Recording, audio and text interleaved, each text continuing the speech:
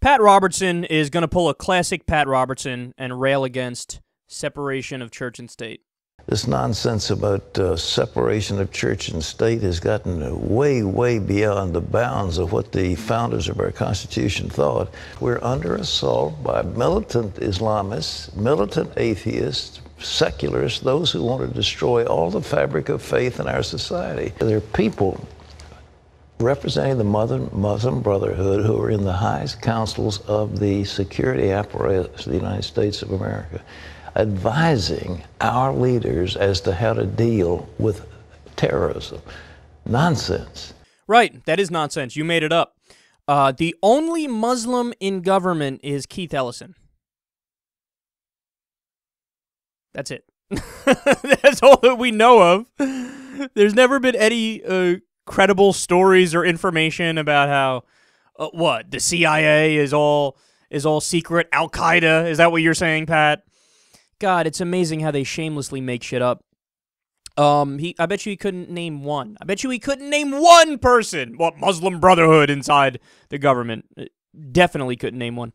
And then, furthermore, we've talked about this. We talked about this the other day. Only 0.6% of the population of the U.S., the entire U.S., only 0.6% of the population is Muslim. So even if they wanted to do like a violent coup of the government, it wouldn't work. It would be impossible. But let's go deeper here. You don't like the separation of church and state. Okay, Pat. That puts you 100% at odds with the founding fathers. Let me give you some quotes. Thomas Jefferson, quote, "Christianity is the most perverted system that ever shone on man. There is not one redeeming feature in our superstition of Christianity. It has made one half of the world fools and the other half hypocrites. Ben Franklin, lighthouses are more useful than churches." Thomas Paine, "All national institutions of churches, whether Jewish, Christian, or Turkish, appear to me no other than human inventions set up to terrify and enslave mankind and monopolize power and profit." James Madison, quote, "Religious bondage shackles and debilitates the mind and unfits it for every noble enterprise." Not only do the founding fathers disagree with Pat Robertson, they vehemently disagree with Pat Robertson. But that's what these guys do. They have to try to redefine history to be on their side because it's not on their side. And also, just the last thing I'll throw out there about this clip, the idea that Islamists and secularists are taking over the country. I mean, also, I love, like, the implication that we're working together. Like, I'm standing alongside somebody who's part of Hezbollah or something. Like, how absurd is that? We disagree with almost everything that Muslims want to do, you know, from a theocratic perspective.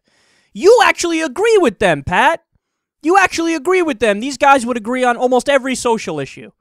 They agree on abortion. They agree on gay marriage. They agree on getting religion into the schools and teaching it that way. They agree in having the state and church mesh together. They have a lot more in common than they think they do. They're very traditional in their beliefs.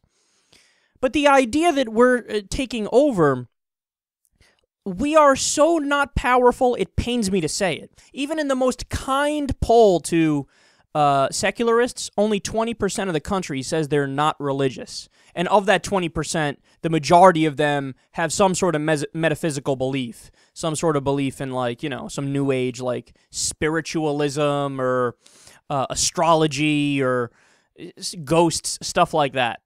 So I wish we were powerful. I wish we were taking over, because if that was the case, man, things would be a hell of a lot better.